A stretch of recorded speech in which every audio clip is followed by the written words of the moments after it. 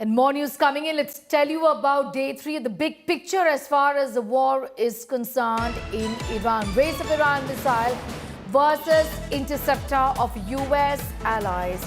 UAE, Qatar, Kuwait may run out of interceptor missiles. US bombings are hitting Iran's missiles and nuke stockpiles. Israel is targeting Iranian police stations. Israel aims to weaken Iran regime's control. US is jamming Iranian communications satellite. Localized Iranian units are targeting West Asia. Iran fighters are still airborne. US Israel yet to have full control of Iran airspace, and that's the reason why it has been said by the American president that this is a war in continuum. Shahid drone emerges as Iran's the most effective weapon.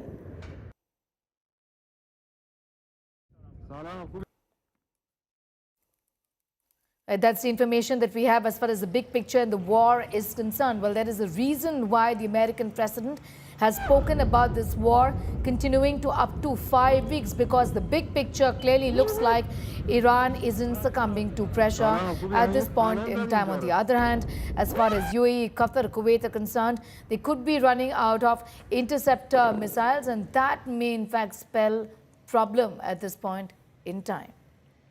And let's also now take a look at the top developments, what all unfolded on the third day of the West Asia war, which was yesterday. So it's a race of Iran missile versus interceptor of US allies. Remember, Iran is not attacking United States but its allies, and now it's a competition between the Iranian missiles and the interceptor which is present in these allies, which include the UAE, Qatar, Kuwait, and it is also being said that they may run out of interceptor missiles. Now, what is important to note is that these nations are not used to having wars, are not used to having these missile attacks, unlike the other countries, unlike Israel. So it is being said that the allies of United States, which includes UAE, Qatar, Kuwait, these may run out of interceptor missiles if these attacks from Iran continue. Now, US bombings hitting Iran's missiles and nuke stockpiles. So after the death of the supreme leader, now what the United States is targeting, what is on its target is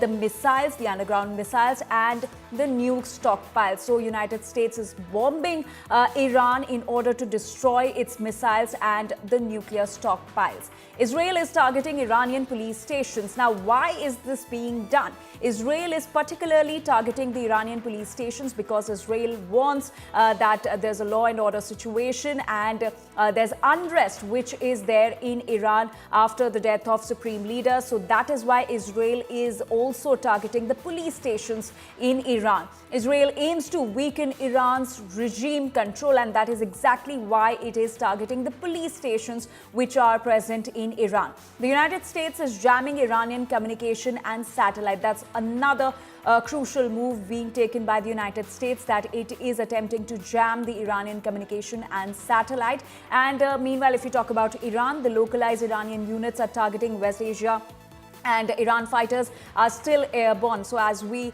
earlier mentioned, that Iran continues to attack the West Asian nations which are also allies of the United States, and US and Israel are yet to have full control of the Iranian airspace, and that is exactly why Iran is still able to carry out these strikes, these attacks on the West Asian nations which are the allies of US. Shahid drone emerges as Iran's most effective weapon. So this is the drone that is the most effective, the strongest weapon that Iran currently has. And in fact, remember, this was also seen flying in Dubai freely. We were showing you the visuals also of the same. So these are the latest developments, the top developments, what all unfolded on the third day of the West Asia war.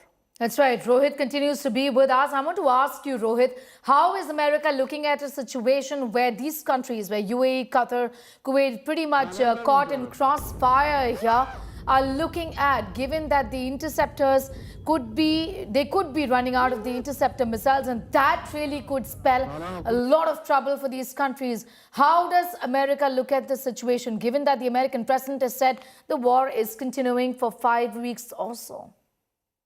Well, on the interceptor missiles, I think there was a correction, or there was a statement used that by I think, if not mistaken, it was Qatar or Bahrain, one of them, saying that the Bloomberg report is wrong, that they still have stockpiles and they're not out of the interceptor missiles. So I think they were asking Bloomberg to essentially correct this story, which was written a few hours ago.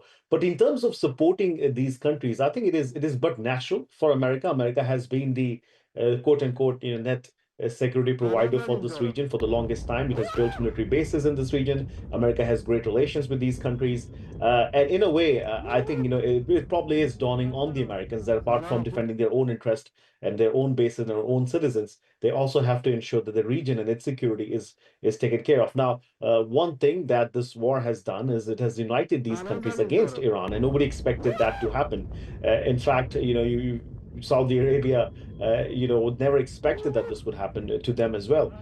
So yes, there is going to be concern now if Iran does unleash what we've been told as the weapons they have been hiding from the West, and if they have those weapons and those capabilities, which again Pete Hegseth this morning said that this would expose the regime and the weapons that they've had all these years, then I think it would be very very dreadful for these countries and also for American interests and American bases and American people in that region. So we'll have to wait and watch how this unfolds.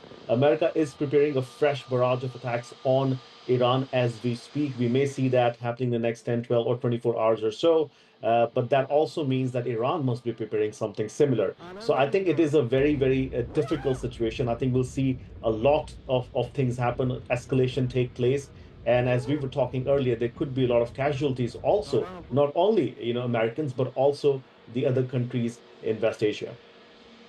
Absolutely. So, as US vows that this war will continue at least for 4 to 5 weeks, on the other hand, Iran continues to escalate attacks on the US allies, which include the West Asian countries, including UAE, Kuwait, and Saudi.